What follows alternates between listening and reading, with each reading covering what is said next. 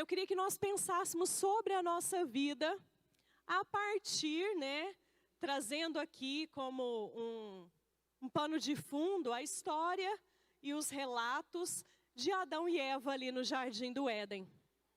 E a gente sabe que Deus criou tudo, A gente sabe disso, mas a gente precisa trazer esses detalhes para a nossa mente, para o nosso coração. Porque, às vezes, os nossos olhos, assim como o apóstolo Paulo orou para que os nossos olhos fossem iluminados, a gente precisa estar atentos, com os olhos bem arregalados mesmo. E olha que quando eu tenho que arregalar o olho, eu regalo mesmo, gente. O que acontece? A gente viu que Deus criou os céus, a terra, fez separação ali de céus e céus, de água, de porção seca, Ele fez separação ali dos rios e dos mares. Ele fez com que da terra, brotasse ali, nascessem os animais, vamos colocar assim. E os peixes, você vai vendo todo esse desenho do Senhor. Ele fez com que o sol e a lua, para governar o dia e a noite. Ele fez, eu pus a sequência aqui, mas eu não vou seguir sequência não, irmãos, eu vou seguir o Espírito Santo de Deus. E Ele fez separação de luz e trevas para nós. Tudo isso Ele fez para um propósito. E a gente sabe qual que é. Ele fez a terra para que nós vivêssemos nela. Para que nós desfrutássemos dela. Ai, mas o que aconteceu a gente também já sabe, Mas fica ligado aí. Aconteceu, irmãos, que depois de tudo isso feito, depois que Deus preparou toda essa beleza para mim e para você, vou colocar nos dias de hoje, presta atenção, a gente vai usar esse relato bíblico, mas eu quero que você traga o tempo todo para a sua vida. Quais são as belezas, quais são as coisas, quais são as conquistas, as promessas, tudo aquilo que você já tem desfrutado do Senhor hoje. E Ele construiu o jardim, deu ao homem, colocou ali o homem para cuidar daquele jardim.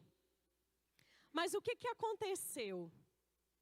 Aconteceu que Deus, Ele estabeleceu uma ordem. E eu não vou ler todos esses versículos, mas eu preciso me atentar para alguns. E quero que você, se puder me acompanhar, ótimo. Gênesis 2:9. Eita glória. É agora, Jesus. Gênesis 2:9. Gente, tecnologia é um negócio. Eu uso caderno, mas eu uso tecnologia também, viu?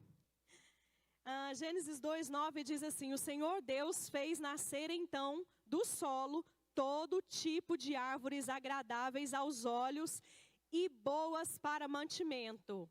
E no meio do jardim estavam a árvore da vida e a árvore do conhecimento do bem e do mal. Vamos para o versículo 15. Diz assim: o Senhor Deus colocou o homem no jardim para cuidar dele e cultivá-lo. 16. E o Senhor Deus ordenou ao homem: coma livremente de qualquer árvore do jardim, mas... responde aí.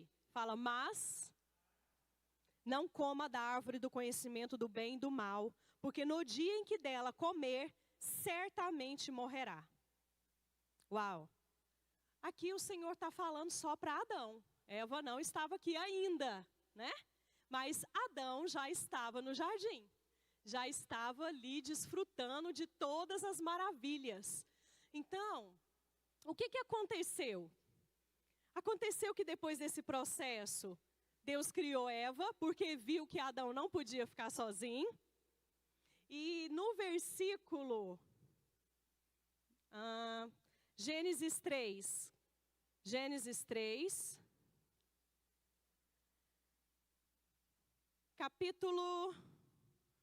Gênesis 3, versículo 1.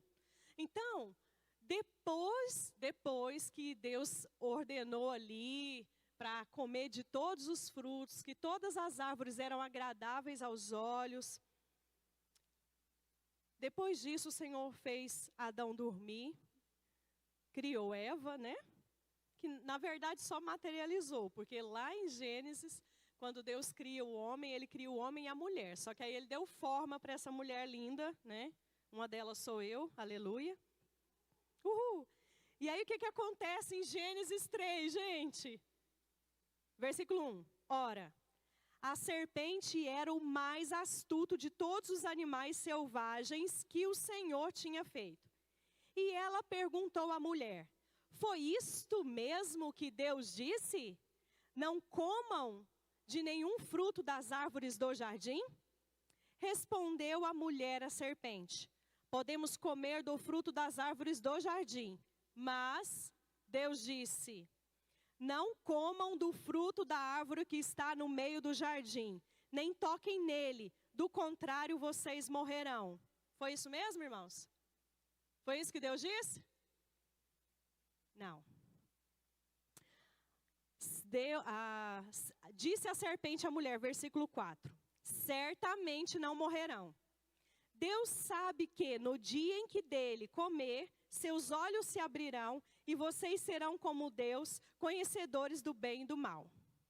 Quando a mulher viu que a árvore parecia agradável ao paladar, era atraente aos olhos e além disso desejável para dela se obterem discernimento, tomou do seu fruto, comeu-o e deu ao seu marido, que também comeu.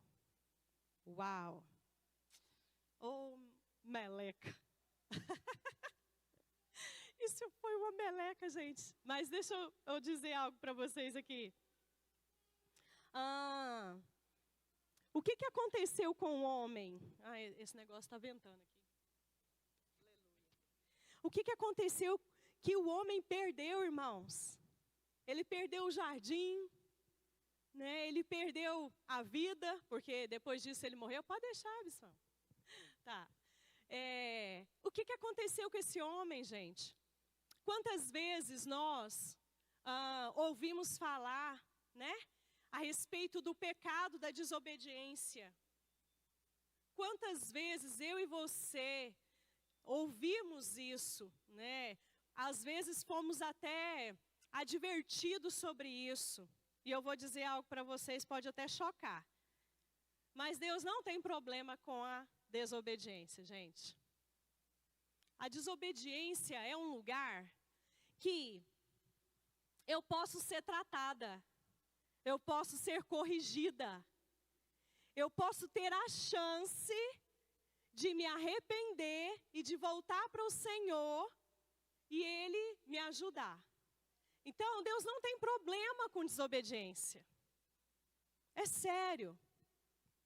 Mas muitas vezes, né, a religiosidade quis colocar esse peso sobre nós. E nós precisamos ler a Bíblia atentamente e aprender com ela. Pedro negou Jesus 3 vezes. Ele foi obediente, irmãos? Não. Mas ele se arrependeu e voltou. Então, a questão do nosso coração, ele ser um coração ensinável, para aqueles ou para nós, né, porque eu vou me colocar nesse lugar também, quando a gente desobedecer, tendo um coração ensinável, logo o Espírito Santo vai falar, a gente vai poder, né, voltar ali atrás, reparar um erro, uma mentira, um engano, um equívoco, um pecado. Deus não tem problema com a desobediência, gente. Que vocês possam realmente entender um pouco mais sobre isso. Mas Deus tem um sério problema. E é sobre isso que essa pergunta nos traz para reflexão hoje. Será que eu e você temos conversado com ela? Eu vou ler de novo para que vocês realmente capture, vamos colocar assim. Ora, a serpente era o mais astuto de todos os animais selvagens que o Senhor Deus tinha feito. E ela perguntou à mulher: foi isso mesmo que Deus disse? Deus tem um sério problema, gente, com a dúvida. E foi isso que Satanás, representado ali pela serpente, que a gente sabe muito bem, quis colocar na mente de Eva. A dúvida. Deus tem um sério problema com a dúvida na mente humana, no coração do homem. E nós precisamos realmente descobrir a solução para tudo isso. Porque já tem, gente. Jesus, ele morreu na cruz para nos reconciliar com Deus. Então, quando ele disse está consumado, está de fato consumado. Mas hoje, como igreja, como família, como pessoas, como sociedade, a gente está diante de dilemas terríveis. Tem pessoas que não sabem quem são. Tem pessoas que têm problemas com a identidade. Tem pessoas que não sabem se sai do emprego, se abre uma empresa, se fica nessa igreja ou na outra igreja, se casa ou se separa. Pelo amor de Jesus, vamos acordar. Porque Deus não tem problema com a desobediência. Ele tem problema com a dúvida. E eu e você somos filhos de Deus, fomos chamados por Deus, não para viver com uma mente dividida. Abre em Lucas 24, 38, por favor.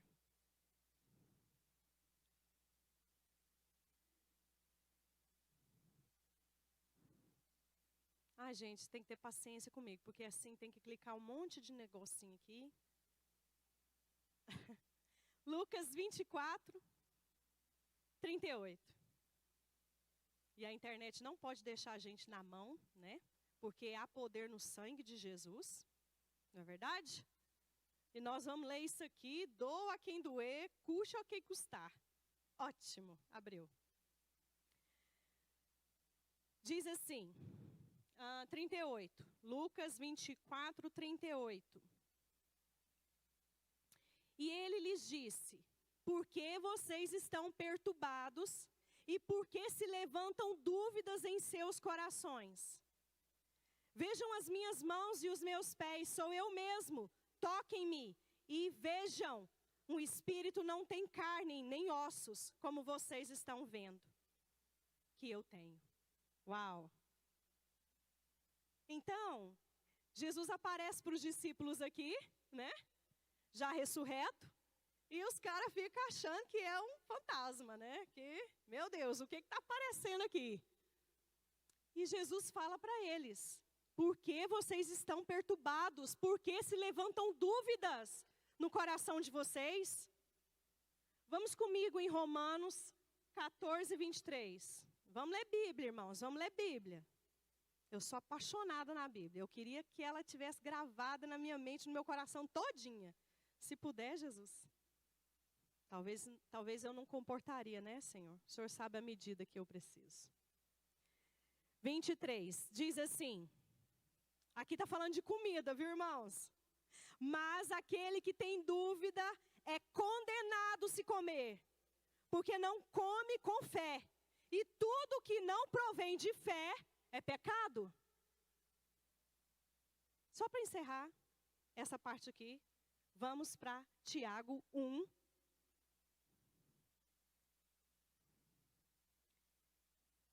Tiago 1, versículos 5 até o 8. Diz assim: se algum de vocês tem falta de sabedoria, peça a Deus, que a todos dá liberalmente, livremente, de boa vontade, e lhe será concedida. Oh, glória, dá sabedoria para mim, Jesus. Peça, porém, com fé, sem duvidar, pois aquele que duvida é semelhante à onda do mar, e levada e agitada pelo vento. Não pense tal homem que receberá coisa alguma do Senhor. É alguém que tem mente dividida e é instável em tudo o que faz. E hoje, gente, não precisa de mais versículos para provar para vocês que Deus tem problema com a dúvida não, né? Porque foi exatamente isso que aconteceu. Quando naquele diálogo com a Eva, a serpente faz essa pergunta. Foi isso mesmo que Deus disse? Quantas vezes você já teve dúvida? Quantas vezes você ora acreditava e passava um pouquinho, a aflição vinha, a tribulação arrochava um pouquinho mais, e a sua mente ou o seu coração pendeu ali para a incredulidade, pendeu ali para uma incerteza. Ah, mas e se não for da vontade de Deus? Uai, se não for da vontade de Deus, amém, glória a Deus. Mas o que o Senhor está nos chamando e nos exortando aqui é para não duvidar em tempo nenhum. É orarmos para que a porta abra, mas se ela não abrir, caso seja a vontade de Deus, nós vamos continuar crendo que a porta será aberta. Porque Deus é aquele que abre portas e que fecha portas. A nossa condição de vida é só uma, gente. É se Deus quiser, eu faço isso ou aquilo. Mas o homem tem colocado limites para outro homem viver. É claro que a gente podia discorrer aqui vários assuntos, por exemplo, a falta de comunicação entre Adão e Eva, por não ter colocado ali todas as vírgulas e os verbos no tempo certo com relação à ordem de Deus. Mas o foco não é casamento em si. Poderia até ser, mas pode colocar, porque a palavra de Deus é poderosa. Se você tiver dúvida no seu casamento, eu vou falar um negócio para você. Creia, porque Deus não se agrada do divórcio. E eu não quero colocar julgo sobre a vida de ninguém. Ah, Lúcia, eu já divorciei. Fica na fé, firme em Cristo Jesus. Porque, como eu disse, Deus não tem problema com a desobediência. Se nós tivermos um coração ensinável, quebrantado, nós vamos ouvir a voz do Espírito da verdade e Ele vai nos reposicionar. Ele vai nos colocar no lugar que é dele para nós. Vocês estão me entendendo, irmãos?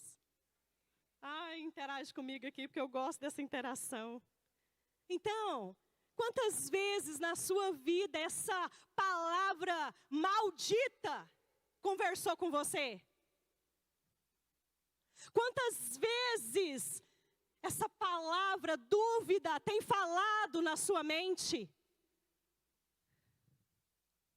Quantas vezes ela tenta nos perseguir? Ela tenta nos confundir. Vocês já pararam para pensar por que filho de Deus tem que ler a Bíblia? Ai, gente, eu gosto muito de porquê.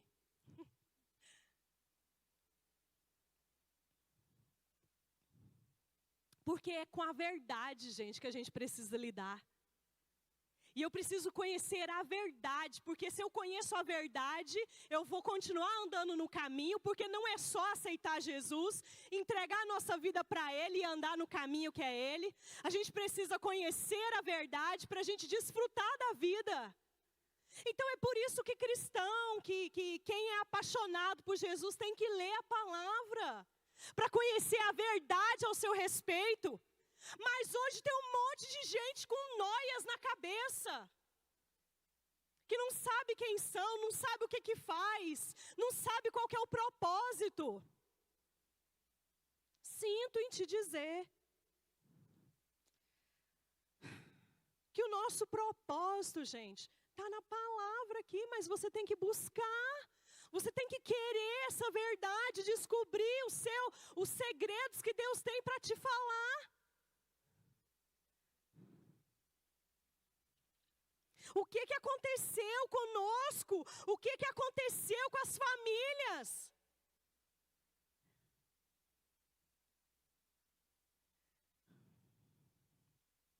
O que aconteceu com o homem? O que aconteceu com essa mulher? O que aconteceu com os filhos? A dúvida é uma desgraça, irmãos.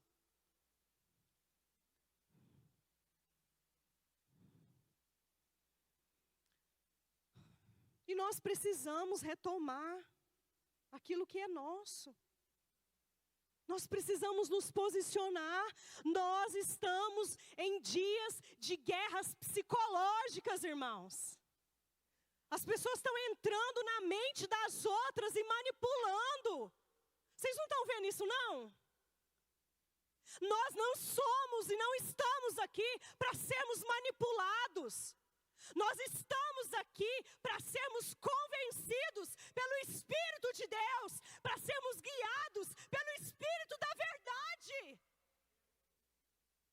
Mas eu só vou ser convencida se eu conhecer a verdade que Jesus está dizendo ao meu respeito. Senão eu vou correr o risco de cair na lábia do outro que está falando qualquer coisa para mim. Não.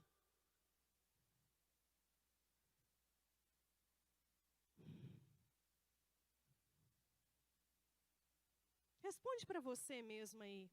Quantas vezes você quis fazer algo e a meleca do medo bloqueou você? E aí começou a vir outros pensamentos. Não, mas e se? E o que vão pensar de mim? E o que vão falar se eu fizer? Mas e se? Mas e se der errado? Ah, Deus tem um problema com a dúvida.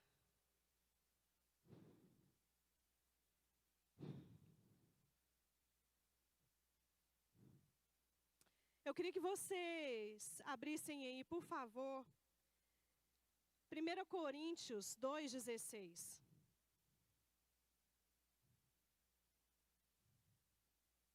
1 Coríntios 2,16. Eu estou achando meu 1 Coríntios aqui, gente. Diz assim.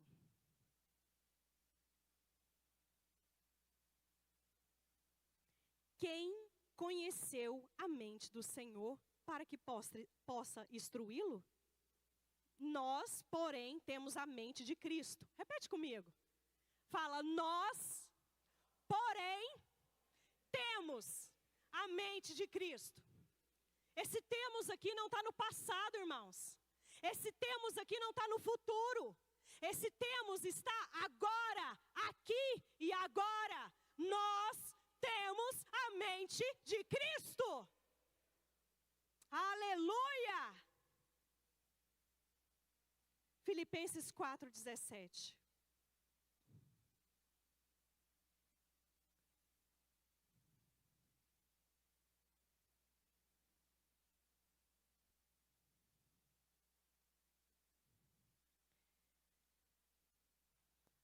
Filipenses 4,17. Meu Deus, será que é isso mesmo? Vamos ler aqui, irmãos.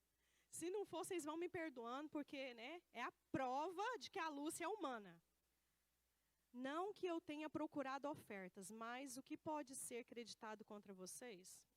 Não é isso aqui não, irmãos. Aleluia. Não, gente, né, é a paz de Deus que excede todo entendimento. Eu vou achar, irmão, vocês vão ter que ter paciência. 4:7, obrigada, aleluia. E a paz de Deus que excede todo entendimento, guardará os seus corações, o meu coração e as suas mentes em Cristo Jesus. Aleluia. A paz de Deus. Então, peraí, gente. Vai chegar aquele momento que essa palavra, glória, que essa palavra, né, essa palavra maldita, a dúvida, vai tentar entrar na mente do ser humano. Aí agora o que eu faço, né? Eu não comecei a ler a Bíblia ainda, eu não sei todas as verdades de Deus. Então vá para esse lugar de paz. Enquanto você não encontrar esse lugar de paz, não tome decisão nenhuma, não dê nenhum passo. Mas quando você tiver paz, não duvide, entre.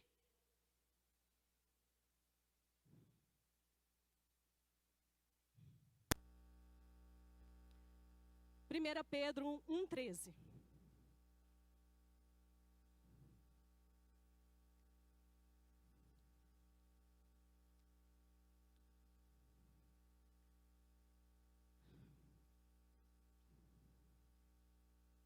Lúcia, mas e se eu entrar e der tudo errado? Ele vai estar com você todos os dias até a consumação dos séculos. Ele só não vai estar com a gente quando a gente quebrar algum princípio, tá?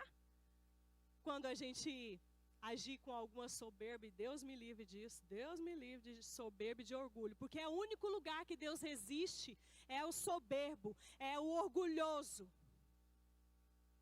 Mas se você dobrar seu joelho e falar, Jesus, eu decidi ruim aqui. Pensei que eu estava em paz, mas parece que aquela paz estava querendo me enganar. Irmãos, fica com a palavra, fica com o que Jesus disse. Eu estarei convosco todos os dias. 1 Pedro 1:13. Diz assim. O varão, põe aquela imagem lá, bonita.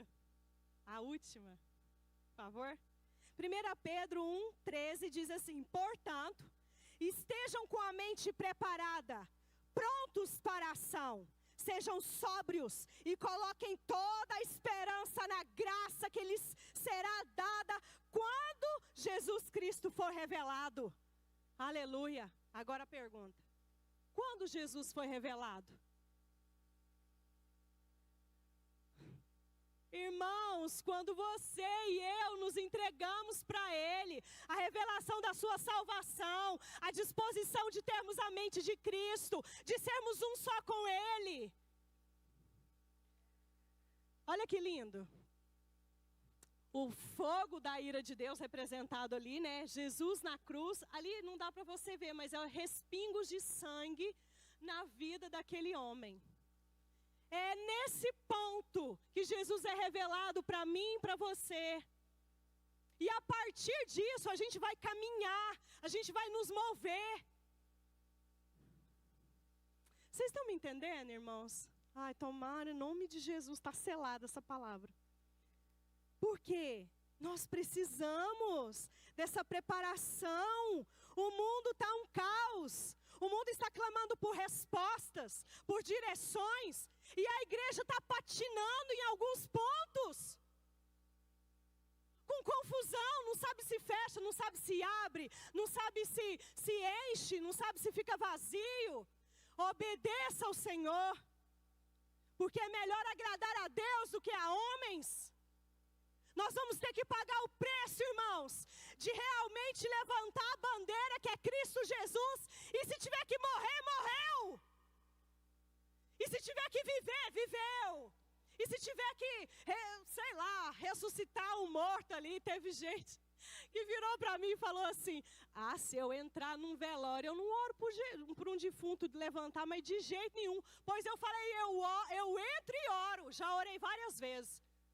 E não duvido, eu vou crendo até o final. Eu falei assim, ali, quando eu vejo que não levantou, eu falei assim, é porque Deus não quis. Porque eu vou ficar com a condição de Deus. Eu não vou ficar com a condição da minha mente, que às vezes quer tentar burlar, que às vezes quer conversar e querer colocar dúvida no meu coração, no meu propósito em Deus. Eu vou ficar com a palavra do Senhor. E isso é desafio, irmãos. Então, a forma... Por favor, eu quero água. A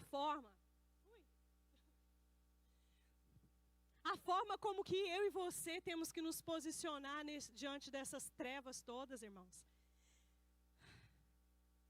É um comportamento realmente de convicção, de propósito, de clareza, de certeza. Não, Lúcia, mas não está, o vírus não está morto. E daí?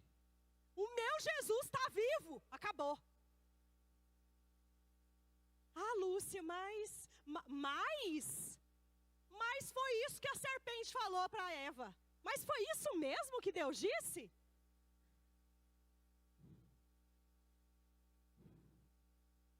Irmãos, a Bíblia diz, quem tem ouvidos, né? Ouça o que o Espírito diz às igrejas.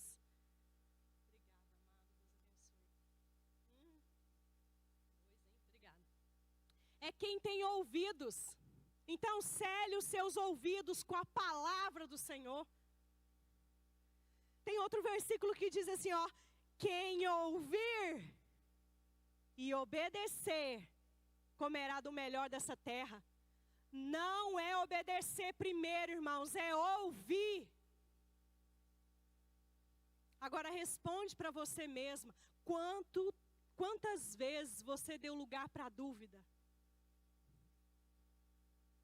Quantas vezes o seu ministério, o seu propósito, o seu chamado diante do Senhor ficou paralisado por causa dessa palavra maldita, chamada dúvida?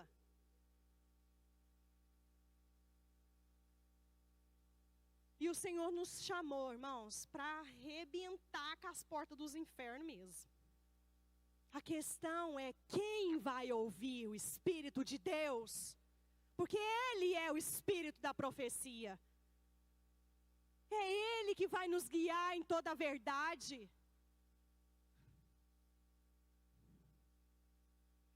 Satanás quer comunicar dúvidas, confusões, conflitos o tempo todo.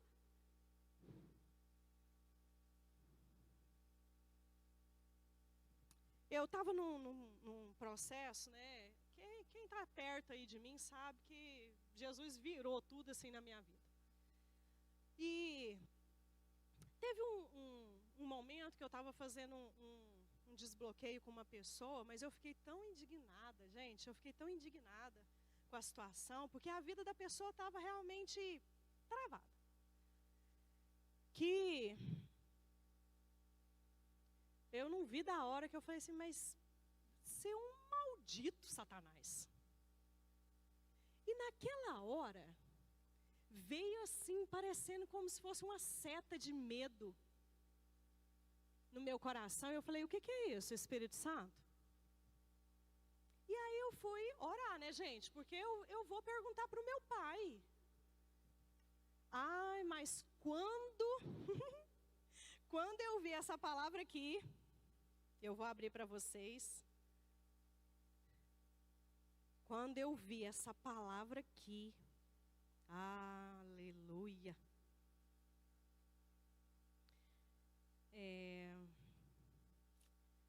Calma que eu vou chegar lá.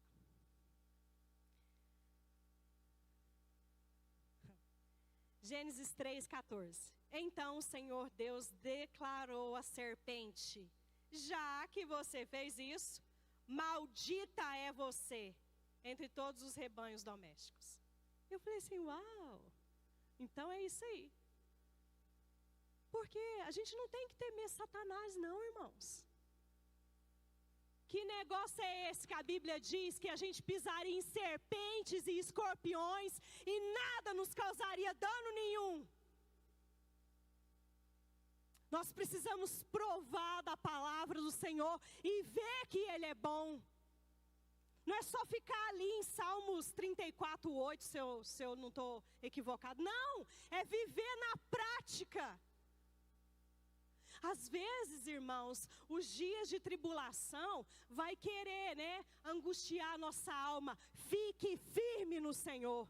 Coloque a sua boca no pó. Eu costumo falar para as pessoas, se tem um lugar que a gente necessita estar e ser vulnerável para aprender, para consertar, para ser exortado, é diante do Senhor, é na presença do Senhor. Você coloca a boca no pó, fica com a cara no chão e chora e grita e clama por socorro.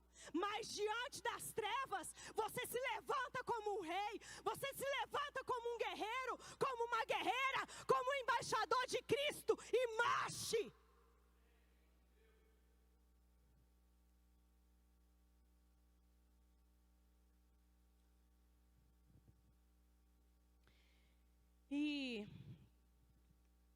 A graça de Deus, de Jesus, do Espírito Santo é tão linda, irmãos, que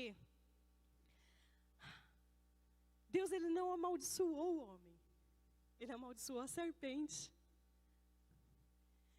Mas Ele disse para o homem, né, que por causa, né, de tudo aquilo, ele teria que, do suor do seu rosto, ele ia comer.